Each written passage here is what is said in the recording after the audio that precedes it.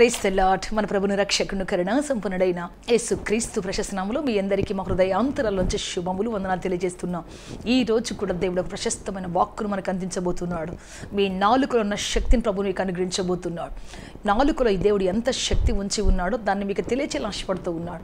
ఈ నాలుకను సరిగ్గా వాడుకోకపోతే ఈ నాలుక ఏ విధంగా పాప ప్రపంచమై ఏ విధంగా మిమ్మల్ని వేటాడుతుందో కూడా తెలియచేయబోతూ ఉన్నాడు. కాబట్టి ఈ రోజున మనకు దేవుడు ఇచ్చిన శక్తిని మనం తెలుసుకోవాలి. దేవుడు ఆశపడుతూ ఉన్నాడు. మనకు సముద్రం యొక్క శక్తి తెలుసు, సూర్యుడు యొక్క శక్తి తెలుసు, చంద్రుడి యొక్క శక్తి తెలుసు కదా, లోకంలో ఉన్నటువంటి జలపాతం యొక్క శక్తి తెలుసు. అమ్మో ఆ జలపాతం దగ్గరికి వెళ్ళి చచ్చిపోతారు, అమ్మో ఈ సముద్రం పడి చచ్చిపోతారు, ఈ సముద్రం చాలా లోతైంది, చాలా బలమైంది, ఆ సూర్యుడు చాలా బలవంతుడు. ఈ విధంగా మనం ప్రకృతిని గురించి వాటిలో ఉన్నటువంటి శక్తుల గురించి చాలా క్షుణ్ణంగా మాట్లాడుతూ ఉంటాం కదా. కానీ అంతకంటే ఎక్కువగా నీలో దేవుడు ఎంతో గొప్ప విస్ఫోటన శక్తి ఉంచి ఉన్నాడు. దాన్ని సరిగ్గా నువ్వు వాడుకోగలిగితే నీ జీవితంలో అద్భుతంగా దేవుడు నడిపించబోతున్నాడు, ఆశ్చర్యకాన్ని జరిగించబోతూ ఉన్నాడు.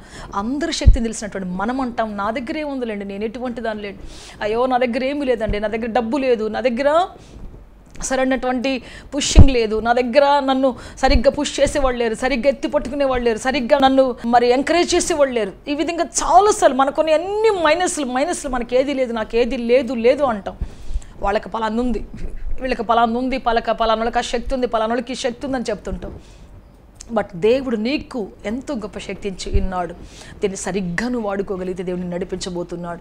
ప్రదేవుని బిడ్డ, మనమందరం కూడా ఈ రోజున ఈ నాలుగులోని శక్తిని గురించి తెలుసుకోబోతూ ఉన్నాం. దేవుడు మనల్ని ఎలా నడిపించాలో, ఒకవేళ దీన్ని సరిగ్గా వాడుకోకపోతే దానివల్ల వచ్చే ప్రమాదం ఏంటో, సరిగ్గా నీ శక్తిని గుర్తుపట్టకపోతే నువ్వు ఏ విధంగా జీవిస్తావు, నువ్వు ఏ విధంగా పతనావస్థలో ఉంటావు కూడా దేవుడు తెలియచేయబోతూ ఉన్నాడు. జాగ్రత్తగా మనం ఈరోజు దేవుడి మాట వింటాం. Sister Prasanna YouTube channel subscribe చేసుకోండి, అనేకులకు పరిచయం చేయండి, ఈ ప్రోగ్రాం అనేకులకు పంపించండి. దేవుడు మీ యొక్క పనిని ఖచ్చితంగా గుర్తుపడతాడు, ఆయన ఖచ్చితంగా మీకు రివార్డ్ ఇస్తాడు, ఖచ్చితంగా మీరు చేసిన పనికి ప్రతిఫలం ఇస్తాడు. ఆయన ప్రార్థన చేసుకుంటాం అందరి తలలో వంచి. లార్డ్ జీసస్ హల్లెలూయా హల్లెలూయా. గొప్ప దేవుడా, శక్తిమంతుడా, బలవంతుడా, ఆశ్చర్యకరుడా, మిమ్మల్ని ఆరాధిస్తాం, స్తుతిస్తున్నాం. మీకు మహిమ ఘనత ప్రభావములు ఆరోపిస్తున్నాం. పరలోకపు తండ్రి దిగి రమ్మని మీ కాళ్ళు పట్టుకుని బతిలాడుతున్న సహాయం చేయి. ఇది మీ సమయం పరిశుద్ధాత్మదేవా, ఇది మీ సమయం పరలోకపు తండ్రి. అద్భుతం చేయమని అడుగుతున్నాం తండ్రి, మీరు ఆశ్చర్యకార్యం నడిపించమని అడుగుతున్నాం తండ్రి.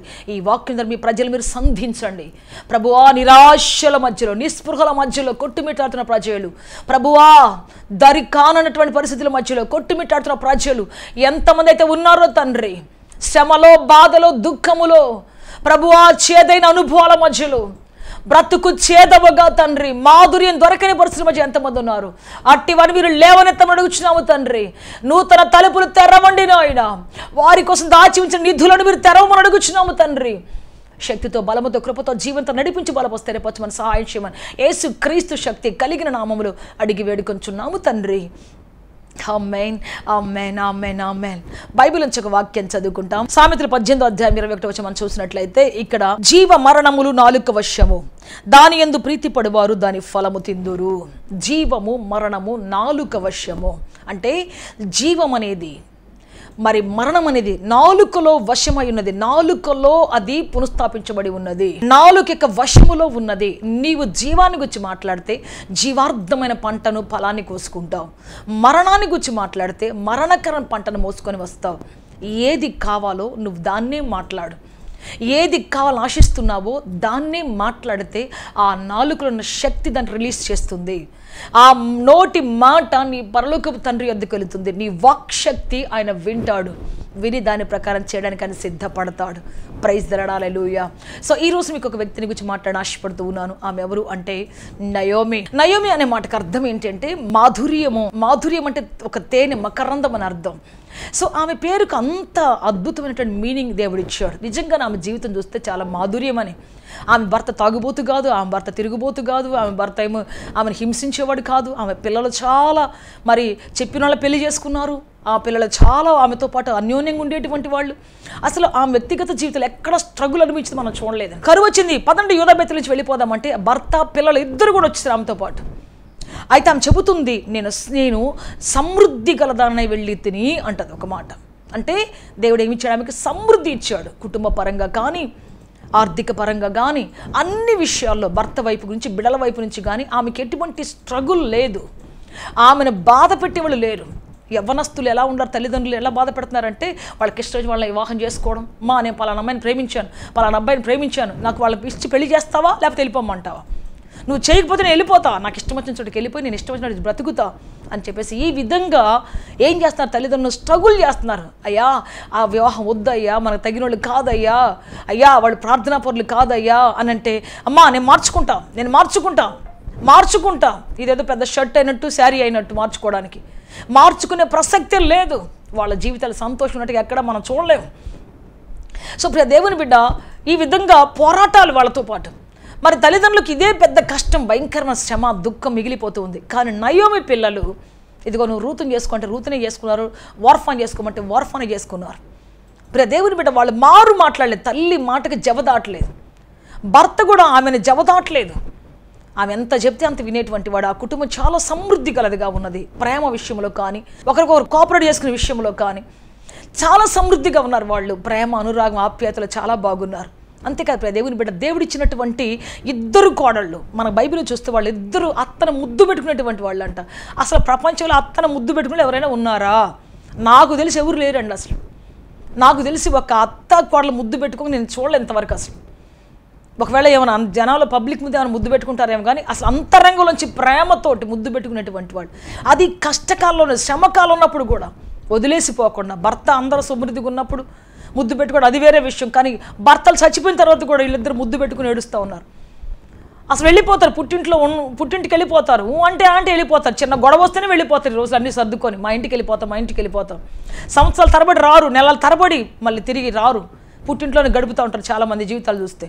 అయితే ప్రియ దేవుని బిడ్డ, ఈమెకి ఇచ్చిన కోడలు ఎటువంటి వాళ్ళని దేవుడు ఇచ్చాడు అంటే, వాళ్ళు మొయాబీలే అయినా రాగానే భక్తి నేర్చుకున్నారు, రాగానే ఈమె కంటే ఎక్కువ భక్తి చేయడం మొదలుపెట్టారు, ఈమె కంటే ఎక్కువ దేవుని లోతులు వెళ్ళటం మొదలుపెట్టారు, ఈమె కంటే ఎక్కువగా దేవునిలో సంతోషించడం మొదలుపెట్టారు.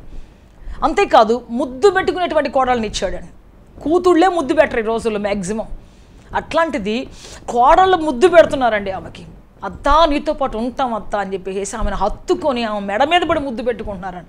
మేము నిన్ను వదిలేసి పోమత్తా, మమ్మల్ని పొమ్మని చెప్పాక కదత్తా అని చెప్పేసి అంత మంచి కోడల్ని ఇచ్చాడు. సమృద్ధి దేవుడు ఇచ్చాడు ఎన్ని విషయాల్లో కూడా. భర్తలు చచ్చిపోయినా కానీ ఆమెతో పాటు ఉండేటువంటి కోడళ్ళని ఇచ్చాడు. కానీ దేవుడు ఆమె ఏమంటది అంటే తన జీవితాన్ని గురించి చూద్దాం. మనం ఇక్కడ రూతు గ్రంథం 1వ అధ్యాయంలో 20వ వచనం చదువుకుంటాం. ఆమె సర్వశక్తుడు నాకు చాలా దుఃఖము కలుగజేసిన గనుక నన్ను నయోమి అనక మారా అనుడి. అంటే తన జీవితాన్ని గురించి ఆమె ఏం చెప్తుందంటే, నేను మాధుర్యం కాదు, నేను చేదుని నా బ్రతుకులో మాధుర్యం రాదు, ఇంకా నన్ను చేదని పిలవండి అని చెప్పేసి. అంటే తన బ్రతుకుని ఏమనుకుంటున్నామంటే చేదు అని పేరు పెట్టేసింది. చేదు అనేటువంటి అనుభవం ఒక పేరు పెట్టేసుకుందాం. చాలామంది ఇలాగే మాట్లాడుతుంటారు. దేవుడు ఏమైనా ఇస్తేనేమో దాని గురించి అస్సలు మాట్లాడరు. ఇక్కడ ఏమంటుందంటే నేను సమృద్ధి గలదానను అంటది. అంటే ఏదైనా సంపాదిస్తే ఏమైనా దొరికితే నాది, నా కష్టార్జితం, నా రెక్కల ముక్కలు చేసి సంపాదించినటువంటి సంపాదన, నా తెలివితో జ్ఞానంతో నేను కట్టుకున్న ఇల్లు, నేను చేసిన పని అని చెప్తుంటారు కదా. మరి ఏదైనా కష్టం వస్తే, శ్రమ వస్తే దేవుడు చేశాడండి ఈ పని. సర్వశక్తుడు నాకు ఇలా దుఃఖాన్ని మిగిల్చాడండి, శాపాన్ని మిగిల్చాడండి, నాకు విరోధి అయ్యాడండి, నాకు విరోధంగా సాక్ష్యం చెప్పాడండి. సర్వశక్తుడు నాకు విరోధిగా సాక్ష్యం చెప్పాడు, సర్వశక్తి నాకు విరోధుడయ్యాడు, సర్వశక్తుడు నాకు దుఃఖాన్ని కలుగజేశాడు. ఇట్లా మొదలు పెడతారు, సర్వశక్తులని పొగుడుతారు. ఒక పక్క దేవుడు గొప్పోడండి, గొప్ప శక్తి గల దేవుడు అంటాడు. మళ్ళీ నాకేమి ఇచ్చాడు దేవుడు, నాకేం మిగిలిచ్చాడు దేవుడు. ఇట్లా 2 నాలుగులు ఉంటాయి కొంతమంది జీవితంలో భక్తి పరులకి. జాగ్రత్త ప్రియ దేవుని బిడ్డ, దేవుడు గొప్పోడే. కానీ దేవుని గొప్పతనాన్ని నువ్వు లోబడినప్పుడు, ఆయన సర్వశక్తి మీద పొగట్టం మాత్రమే కాదు, ఆయన శక్తికి నువ్వు లోబడినప్పుడు నువ్వు ఆశీర్వదించబడతావు. లేకపోతే జీవితం అంతా చేదుగానే మిగిలిపోద్ది, బ్రతుకంతా చేదుగానే మిగిలిపోద్ది. భర్తనుగా గౌరవించాలి, దేవుని దేవుడిగా గౌరవించాలి, భార్యను భార్యగా సన్మానించాలి. ఎవరి స్థానం వాళ్ళకి ఇచ్చి మనం లోబడినప్పుడు మనం ఆశీర్వదించబడతాం. కానీ ఏమేమంటుందో తెలుసా, సర్వశక్తుడు ఆయన, చాలా శక్తి గల దేవుడు, సర్వం నేలే శక్తి గల దేవుడు. కానీ నాకు మాత్రం న్యాయం తప్పాడు, నాకు మాత్రం విరోధంగా అయ్యాడు. దేవుడు ఎందుకు విరోధం అవుతాడండి మనకు? సో ప్రియ దేవుని బిడ్డ ఈమె ఈ విధంగా మాట్లాడి చేదు నా జీవితం చేదు అనుకుంటా ఉంది. కానీ తన ఇంటికి వచ్చినప్పుడు మరి ఓర్ఫా వెళ్ళిపోయింది, కానీ రూత్ వచ్చింది కదా, 7 కుమారుల కంటే శ్రేష్ఠురాలు, నిబంధన చేసుకొని వచ్చింది. మరి ఆమె అత్త నువ్వు చచ్చేదాకా నీతో పాటు ఉంటాను అత్త అని చెప్పేసి వచ్చింది కదా. కానీ వాళ్ళ మధ్యలో నిలబడి ఒక్క రోజైనా నాకు ఎంత మంచి కోడలను దేవుడు ఇచ్చాడు, ఇంత మంచి అద్భుతమైన కుటుంబం దేవుడు ఇచ్చాడు. ఇంత మంచి వాళ్ళందరూ చనిపోయినా కానీ నన్ను చూసుకోవడానికి ఒక శేషం దేవుడు మిగిలిచ్చి ఈరోజు నాతో పాటు బ్రతకడానికి ఒక అద్భుతమైన కోడలను దేవుడు నాకు ఇచ్చాడు. ఈరోజు బతికుండగానే 10 మంది పిల్లలు ఉంటే కూడా తీసుకుపోయి ఎత్తి అక్కడ ఓల్డేజ్ హోమ్లో వేస్తున్నాడు. మేము ఉంచుకోలేమంటే మా ఇల్లు చిన్నదంటే, మా జీతం చిన్నదంటే, మా బ్రతుకు చాలా చిన్నది, మేము చూసుకోలేమంటే ఆమెనెవరు చూస్తారండి, ఏమనెవరు చూస్తారండి? తల్లిని పట్టుకుని ఈ విధంగా మాట్లాడి తండ్రిని పట్టుకొని వదిలేసేటువంటి వాళ్ళు ఉన్నారే. అటువంటి ప్రపంచంలో ఒక యవ్వనస్తురాలుగా ఉండి మరొక వివాహం చేసుకోవడానికి ఆమె అంగీకరించక, తన తండ్రి ఇంటికి వెళ్ళక, ఈ ముసలమ్మ కోసం ఆమె వస్తే కనీసం ఆమె గురించి ఒక్క మాట కూడా చెప్పలేదు. నా దేవుడు నాకు ఇటువంటి కోడల్ని ఇచ్చాడు, నా దేవుడు నన్ను ఇలా ఆస్వాదించాడు, నా పక్క నిలబడి ఒక కోడల్ని ఇచ్చాడని చెప్పేసి చెప్పనే లేదు. అసలు నా బతుకు చేదైపోయిందో, నా జీవితం చేదైపోయిందో, నా బ్రతుకు చేదైపోయిందో, ఇక ఆమె జీవితాంతం చేదు తప్ప వేరేకటువంటి మాటే లేదండి. అందుకే దేవుని బిడ్డ ఆమె జీవితంలో ఇక మంచి అనుభవాన్ని చూడలేకపోయింది. అటువంటి మరి వన్ బై వన్ శ్రమలు చూస్తూనే ఉంది, దుఃఖాన్ని చూస్తూనే ఉంది, బాధను చూస్తూనే ఉంది. నిజానికి ఆమె ఏం కష్టపడింది లేదు.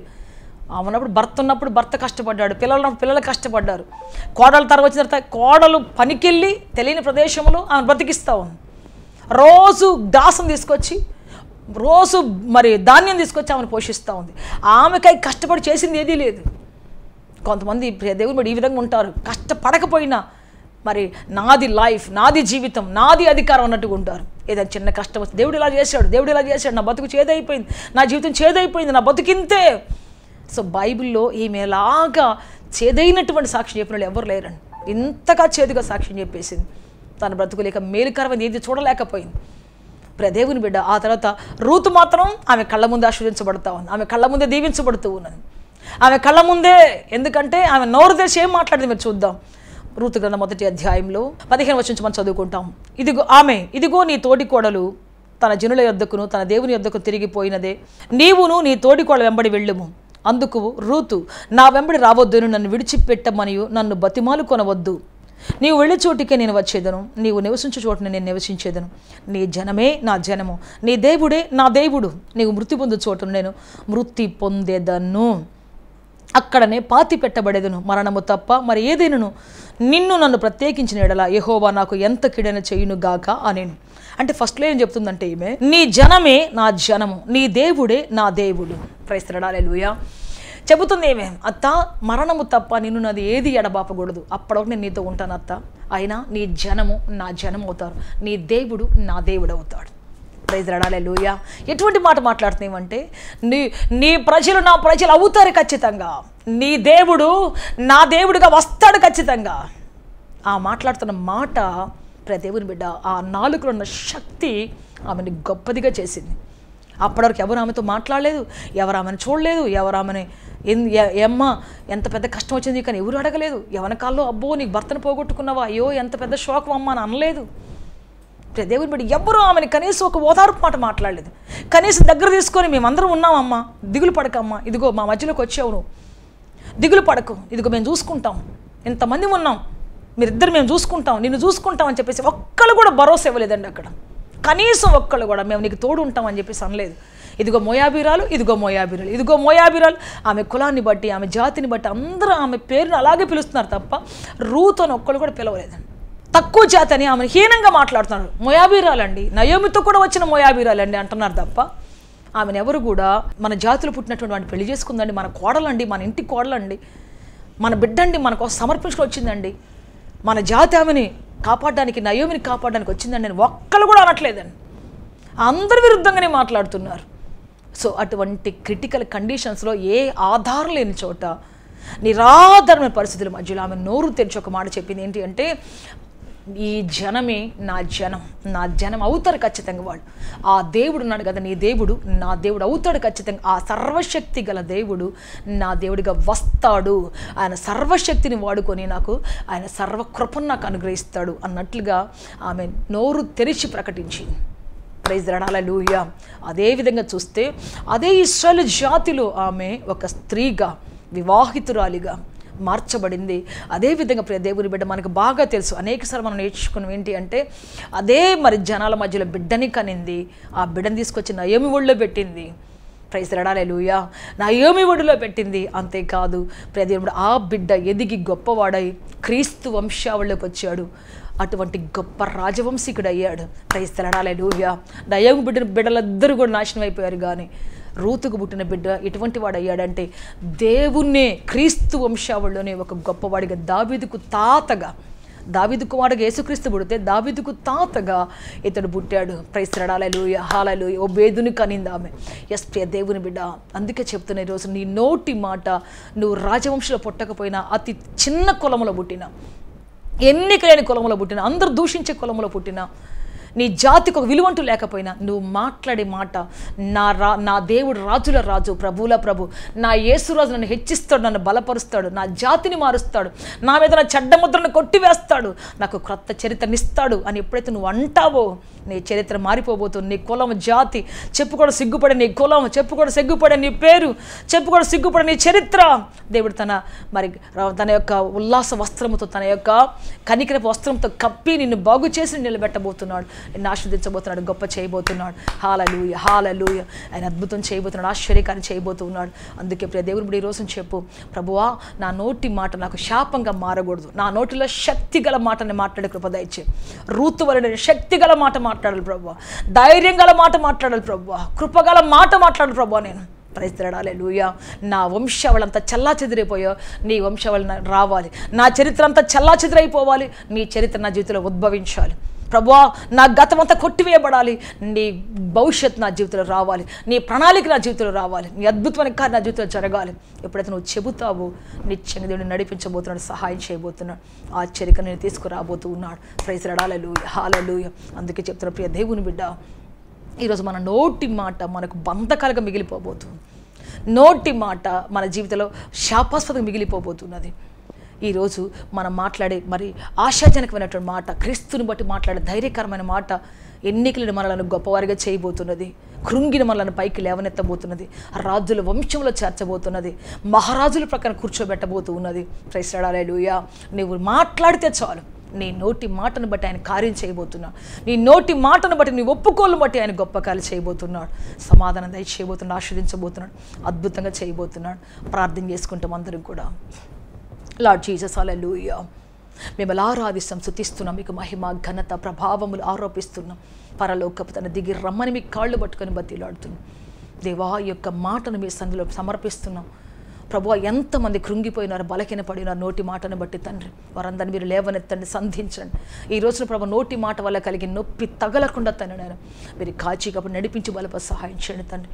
నోటిని ఎలా వాడుకోలో ప్రభా, నాలుగుని ఎలా వాడుకోలో ప్రభా తండ్రి మీరు వారికి తెలియచేయండి.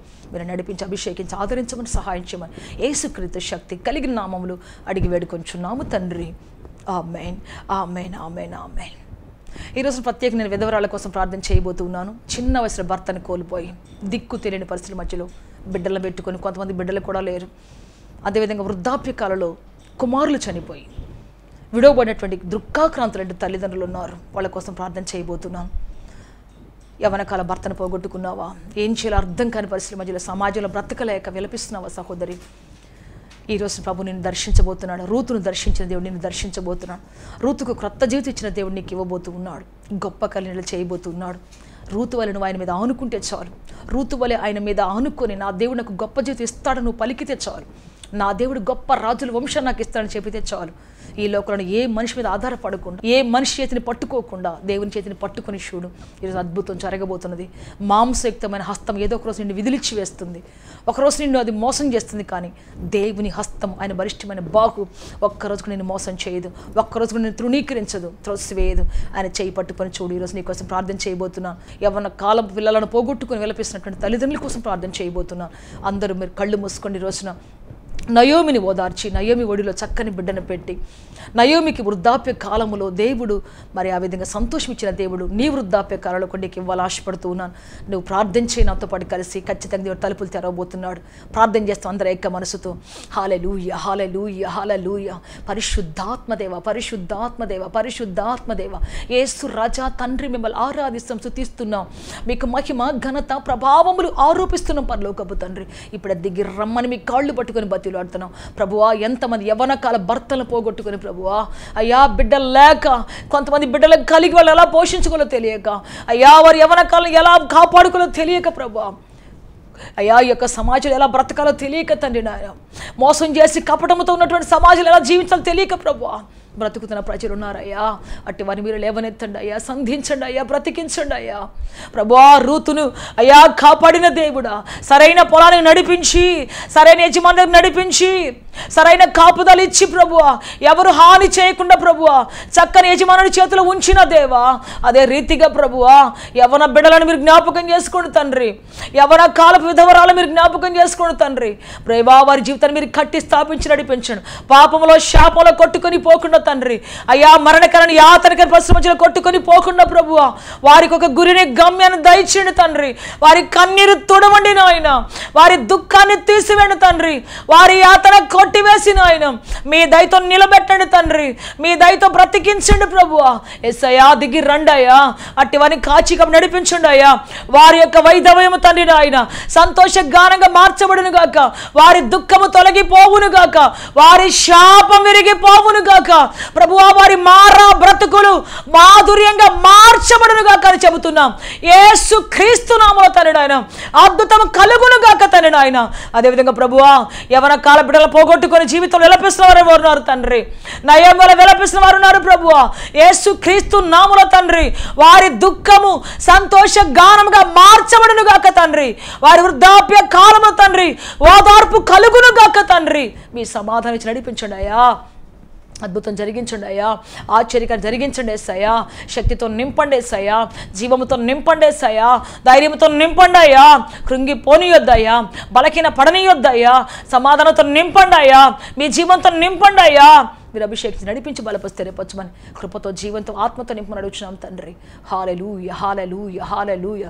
పరిశుద్ధాత్మదేవ పరిశుద్ధాత్మదేవ పరిశుద్ధాత్మదేవ మీ సన్నిధి దిగి వచ్చును గాక, ఆశీర్వాదం దిగి వచ్చును గాక, సమాధానం దిగి వచ్చును గాక తండ్రి. నేను మీ కృపతోడిచి నడిపించి బలపరి సహాయం చేయమని, మీరు అభిషేకించి దయ చూపించి కనికరించమని ఆశీర్వదించమని యేసుక్రీస్తు శక్తి కలిగిన నామములు అడిగి వేడుకొంచున్నాము తండ్రి. Amen amen amen. May God bless you all. దీవించి ఆశీర్వదించి ఉన్నతంగా ఫలభర్త మార్చునుగాక.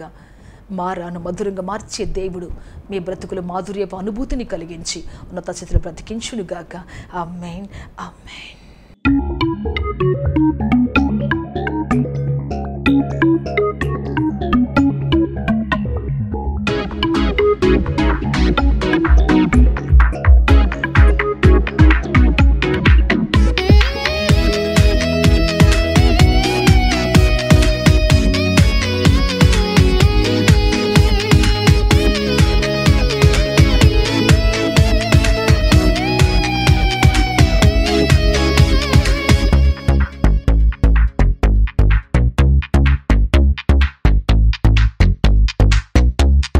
పరిశుద్ధాత్మ గాలి వీచుచున్నది, పరలోకమే దిగుచున్నది. పరిశుద్ధాత్మ గాలి వీచుచున్నది, పరలోకమే దిగుచున్నది. పౌర స్వరము లోకములోన ప్రతిధ్వనించుచున్నది. పౌర స్వరము లోకములోన ప్రతిధ్వనించుచున్నది. పరిశుద్ధాత్మ గాలి వీచుచున్నది, పరలోకమే దిగుచున్నది.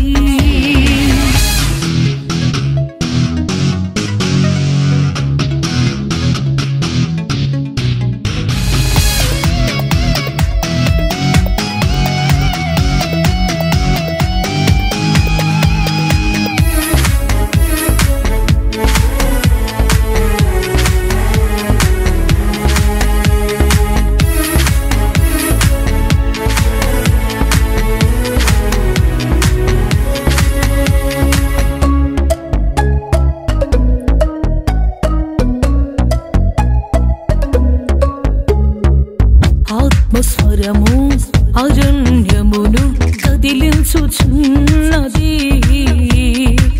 ఆత్మీయ వర్షము సమృద్ధిగా కురియుచున్నది. ఆత్మస్వరము అరణ్యమును కదిలించుచున్నది. ఆత్మీయ వర్షము సమృద్ధిగా కురియుచున్నది.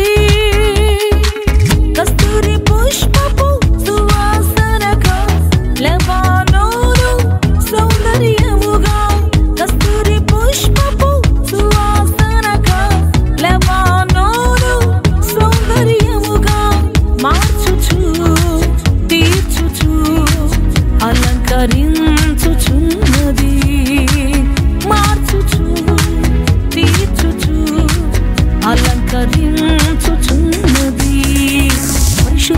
గాలి వీచుచున్నది, పరలోకమే దిగుచున్నది.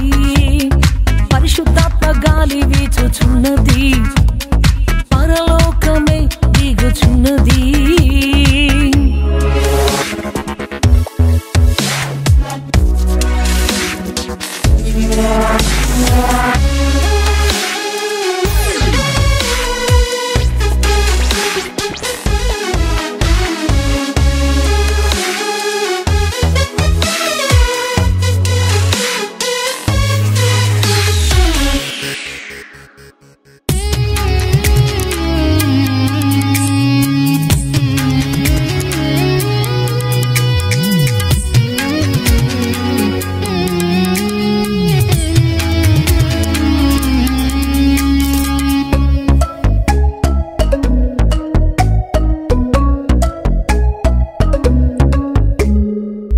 ఆత్మస్వరము ప్రాకారములను పడద్రోయుచున్నది,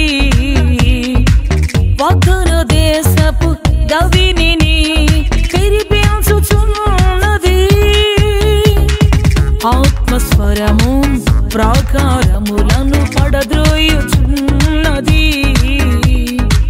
వాగ్దాన దేశపు గవిని తెరిపించుచున్నది. పాలు తేనెల సమృద్ధితోన, మంచి గోధుమ సారముతోన, పాలు తేనెల సమృద్ధితోన, మంచి గోధుమ సారముతోన నింపుచు పంపుచు జీవించుచున్నది. నింపుచు పంపుచు జీవించుచున్నది. పరిశుద్ధాత్మ గాలి వీచుచున్నది, పరలోకమే దిగుచున్నది. పరిశుద్ధాత్మ గాలి వీచుచున్నది, పరలోకమే దిగుచున్నది.